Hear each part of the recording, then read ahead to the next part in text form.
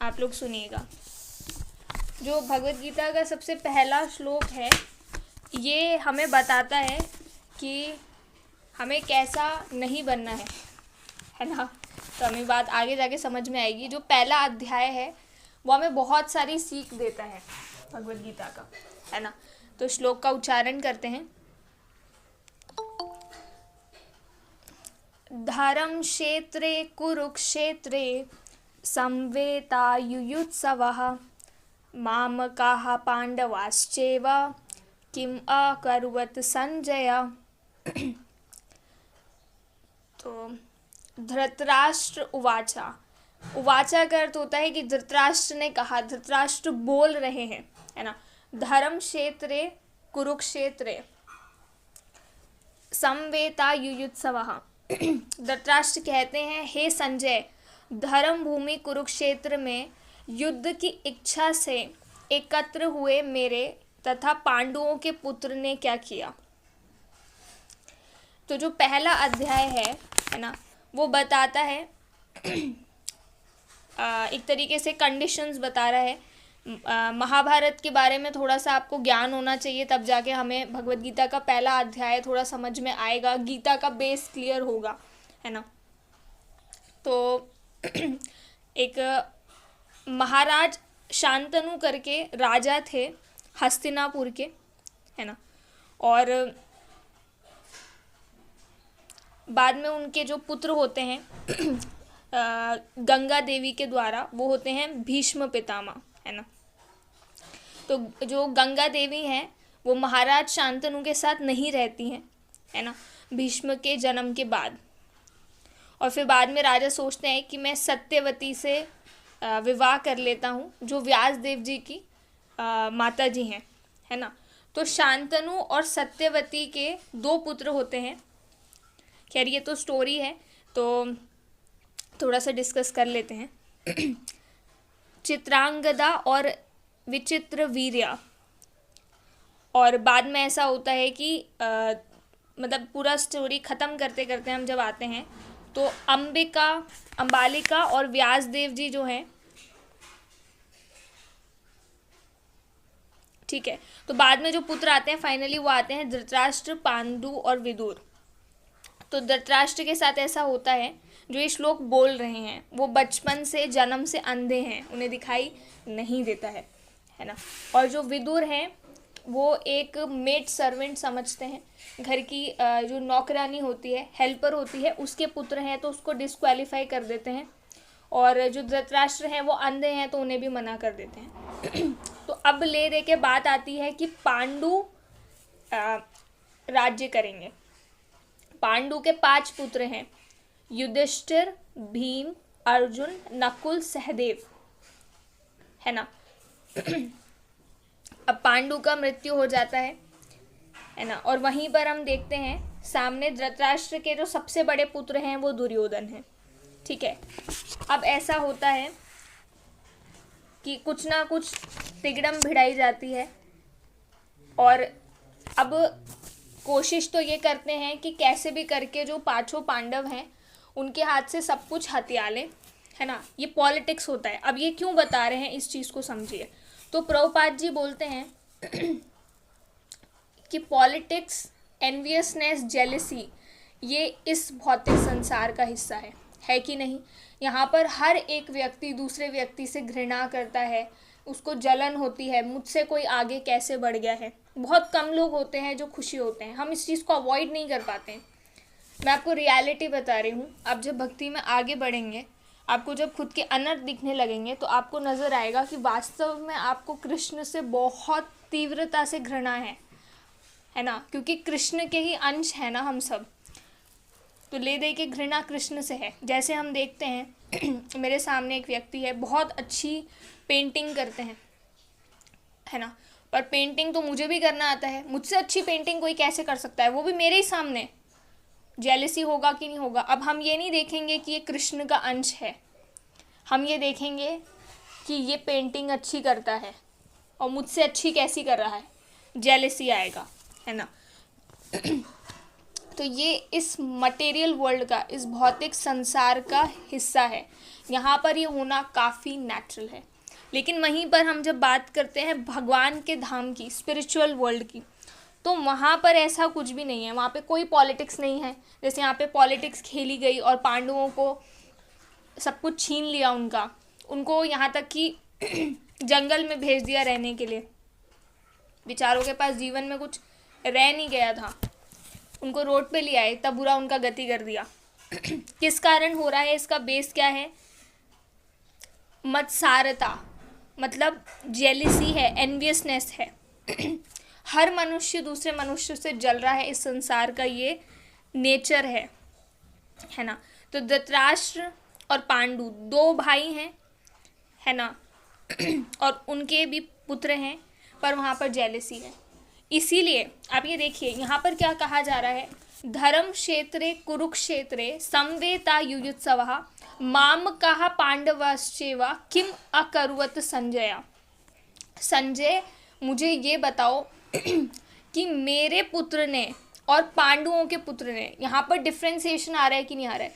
अगर आपको किसी व्यक्ति के अंदर जेलेसी देखना है या खुद के अंदर भी देखना है, आप ऐसे देखिएगा, बहुत अच्छे भक्त हैं वो, पर कभी कभार, पर, इफ, बट, ये जब शब्द आ जाते हैं ना, ये क्लियरली बताता है कि व्यक्ति को जेलेसी हो रहा है।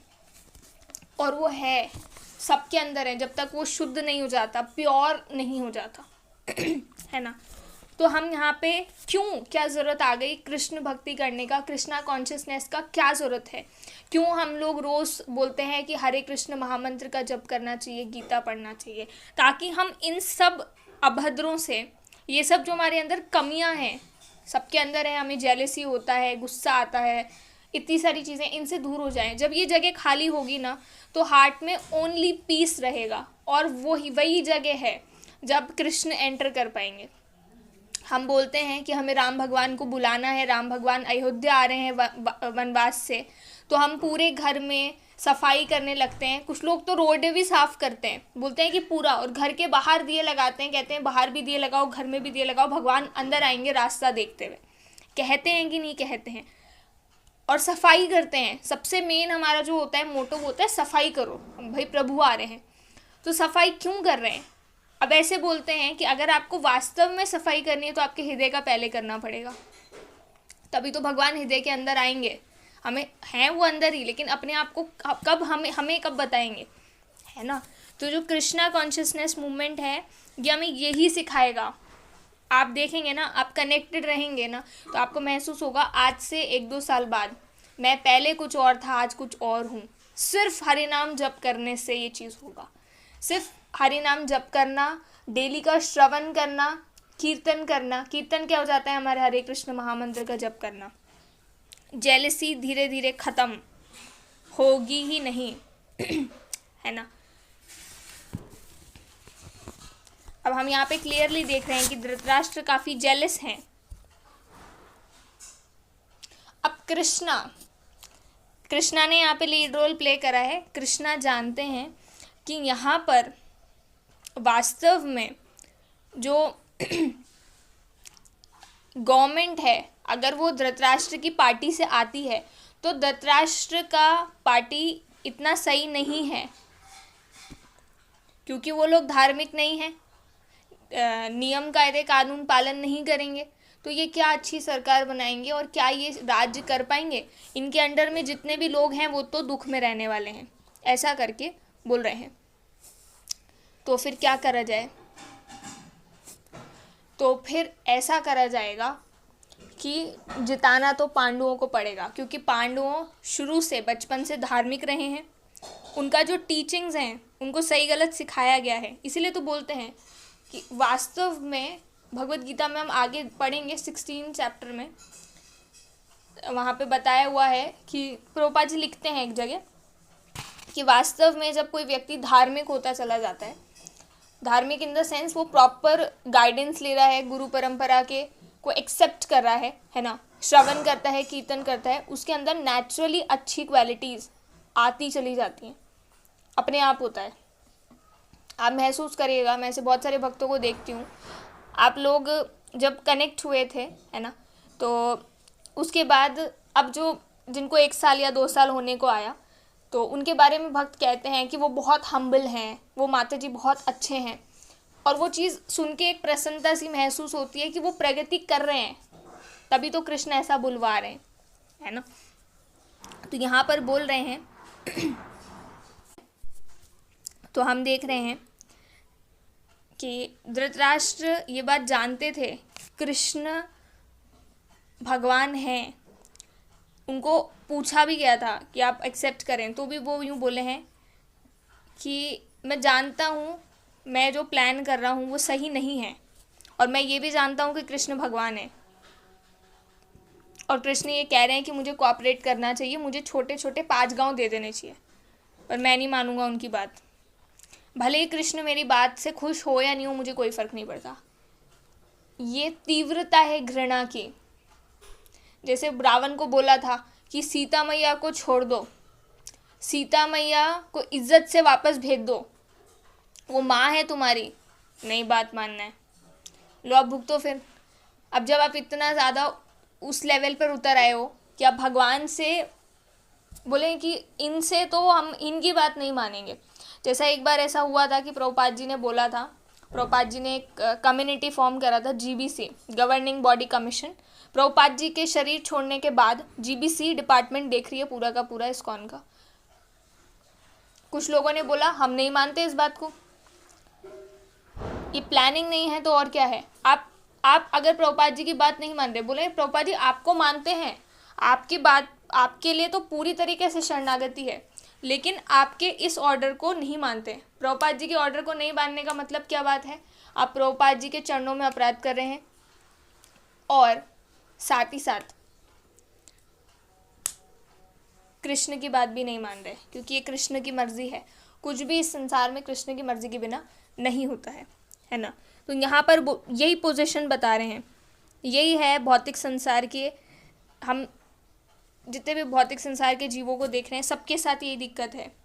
वो जानते हैं वो गलती कर रहे हैं, वो गलत हैं, लेकिन वो अपने आप को चेक नहीं करना चाहते। जैसे कि एक चोर है ना, उसको आप अरेस्ट कर लो, पनिशमेंट दे लो, पर फिर भी वो चोरी करता है। जानते हैं क्यों? उसका नेचर है ऐसा, वो सुधार ही नहीं करना चाहता। तो इसीलिए प्लानिंग जब पूरी कंप्लीट हो गई थी, तो यहाँ पर बोलते हैं कि धर्म क्षेत्र में जाके कार्य होगा। तो धर्म क्षेत्र, कुरुक्षेत्र, ये जो जगह है वास्तव में ये यूज़ में लेते हैं जब हम कोई धार्मिक स्थल की बात कर रहे हैं शुभ कार्य के लिए, है ना। तो यहाँ पर बहुत शुभ कार्य होने जा रहा है, भाई युद्ध हो रहा है। तो धृतराष्ट्र को अंदर ही अंदर कहीं ना कहीं डर लग रहा था कि ये जो कुरुक्षेत्र है ये एक धर्म क्षेत्र है ना, और यहाँ पर तो शादी ब्याह का कार्य होता है ना, यहाँ पर लड़ाई क्यों कृष्णा करवा रहे हैं। ये भी एक बात का प्रतीक है कि यहाँ पे पांडु जीतने वाले हैं, क्योंकि यहाँ पे धर्म का स्थापना होगा। भगवान बोलते हैं मैं धर्म की स्थापना के लिए यहाँ पर आता हूँ पृथ्वी पे, है ना। तो धृतराष्ट्र जैसे कहते हैं समवेता युयुत्सवाहा माम कहा, मेरे पुत्रों ने, और पांडवाहा, पांडु के पुत्रों ने क्या करा, क्या हो रहा है वहाँ पे बताओ मुझे, है ना। दोनों पार्टीज आपस में लड़ेंगे या समझौता कर रहे हैं, क्योंकि वो जगह ही ऐसी है। कृष्ण के प्रभाव में आके और जगह के प्रभाव में आके इरादा तो नहीं बदल लेंगे कि महाभारत का युद्ध नहीं करेंगे, चलो अब बैठ के गांव बांट लेते हैं और शांति से जीते हैं और जीने देते हैं, ऐसा तो नहीं कर लेंगे, है ना। तो जो धृतराष्ट्र हैं वो भले ही इस बात को मानते हैं कि वास्तव में पांडव ही हैं जो हक रखते हैं इस जगह का, लेकिन फिर भी लड़ना क्यों है, क्योंकि धृतराष्ट्र ये नहीं चाहते। और ये सब के पीछे एक बहुत बड़ा रीज़न है लस्ट। वास्तव में हम सब क्यों करते हैं, वो भोग करना चाह रहे हैं, उसके लिए उन्हें ये चाहिए। अब अगर पांडवों का राज आ जाता है, युधिष्ठिर को वो राजा बना देते हैं, तो वो तो धर्म के हिसाब से सब कुछ होगा, और ये हैं धार्मिक व्यक्ति नहीं हैं, ये तो पूरे प्रकार के नास्तिक व्यक्ति हैं। तो ऐसे लोग अगर जीतते नहीं हैं या उनको जीतने दे दिया जाए तो फिर गए काम से, है ना, उनको भोग करने को नहीं मिलेगा।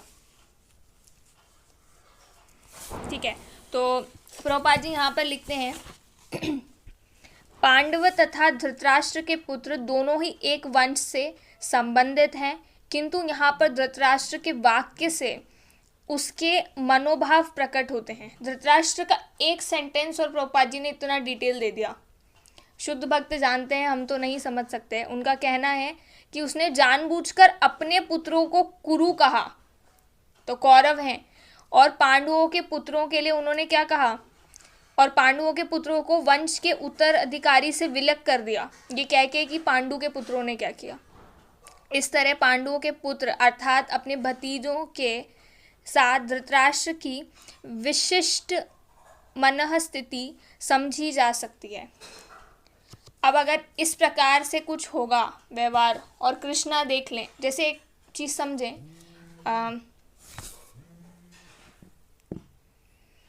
जैसे माता है ना, तो आप क्या चाहेंगे कि माँ अपने सारे के सारे बच्चों से बराबर प्रेम करे, चाहेंगे, है ना। अगर माँ एक बच्चे से ज़्यादा प्रेम करती है क्योंकि वो बच्चा ज़्यादा सेवा कर रहा है, तो चीटिंग होगा ना, होगा कि नहीं होगा। अगर कोई राजा है तो आप क्या चाहोगे कि राजा ये नहीं देखे कि ये मेरा पुत्र है, मेरा पुत्र भी अगर गलती करेगा तो मैं उसको सज़ा दूंगा, ऐसा है ना, आप यही चाहेंगे ना। लेकिन अगर धृतराष्ट्र के जो पुत्र हैं वो राजा बनते हैं, दुर्योधन राजा बनेगा अगर सपोज, तो दुर्योधन खुद गलत कर रहा है, वो सामने वाले को क्या रोकेगा। और अगर दुर्योधन सही भी है, वो गलती नहीं कर रहा है, और उसके पिताजी या उसके छोटे भाई कुछ गलती करेंगे, वो रोकेगा, वो नहीं रोकेगा। क्या ऐसा व्यक्ति राजा बनने योग्य है? बिल्कुल नहीं है। क्या ऐसा व्यक्ति राजा बनने योग्य है जो अपनी भाभी समान माँ को पूरे के पूरे समाज में, भरी समाज में नग्न अवस्था में खड़ा होके और इंजॉय करना चाह रहा था? क्या ऐसा व्यक्ति राजा बनने योग्य है? बिल्कुल नहीं है।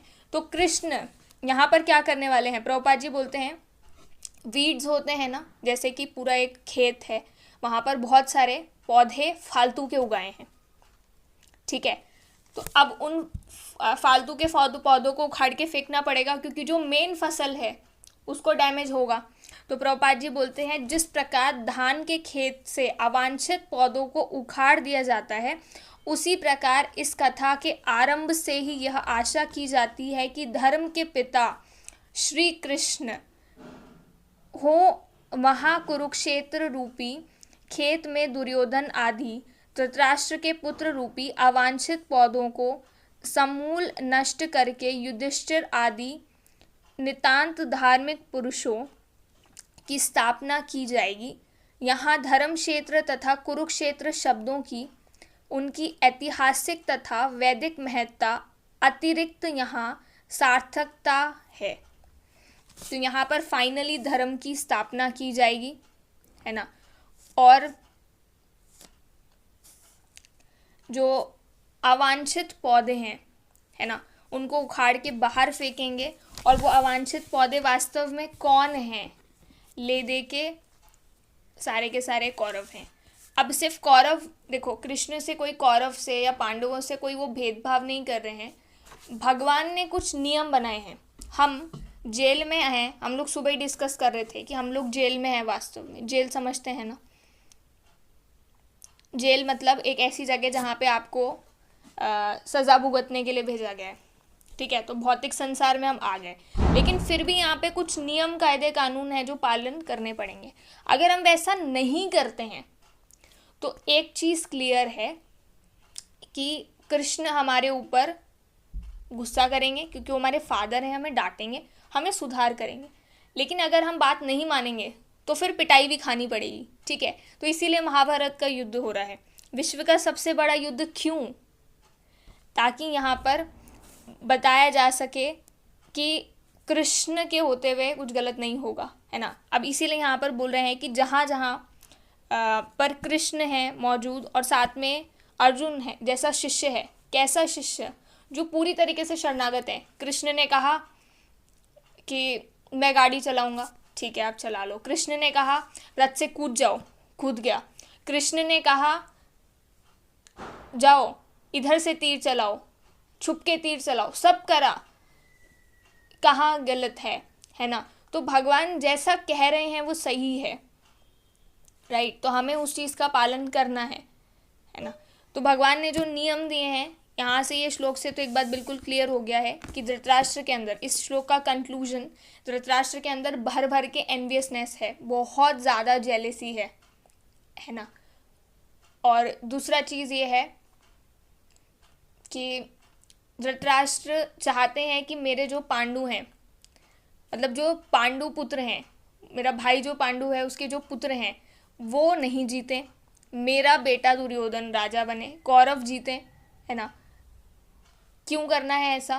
क्योंकि वो चाह रहे हैं कि मैं जो ऐशो आराम कर रहा हूँ वो मैं करूँ। मैंने बहुत सारे लोगों की ज़मीन अगर हड़प रखी है, धन इकट्ठा कर रखा है, या मैं भोग कर रहा हूँ, है ना, वो मैं करता रहूँ। ठीक है, तो आज हम इतना ही करेंगे। मुझे क्या है, प्रभु जी लोग का कॉल आ रहा है। और हाँ, एक चीज़ और था कि सब भक्त आए हैं जो वृंदावन जा रहे हैं, तो वृंदावन के लिए एक मीटिंग होगा संडे को, हर्षित प्रभु लेंगे। तो मेरा आप सबसे रिक्वेस्ट है कि संडे को आप लोग फ्री रहिएगा, है ना, और वो मीटिंग ज्वाइन करना है। वो बता देंगे क्या क्या सामान वगैरह लाना है, तो कुछ कन्फर्मेशन वगैरह होगा, और 1-2 दिन में टिकट भी वो ग्रुप में पोस्ट कर देंगे। तो जिन्हें ग्रुप ज्वाइन नहीं करा है तो ज्वाइन कर लें, है ना। तो 3 बार हरे कृष्ण महामंत्र का उच्चारण कर लेते हैं। हरे कृष्णा कृष्णा कृष्णा हरे हरे, हरे रामा राम राम हरे हरे, हरे कृष्णा कृष्णा कृष्णा हरे हरे, हरे रामा राम राम हरे हरे, हरे कृष्णा कृष्णा कृष्णा हरे हरे, हरे रामा राम राम हरे हरे। श्रील प्रभुपाद जी की जय, भगवद गीता यथारूप की जय। हरे कृष्णा, सबको दंडवत प्रणाम।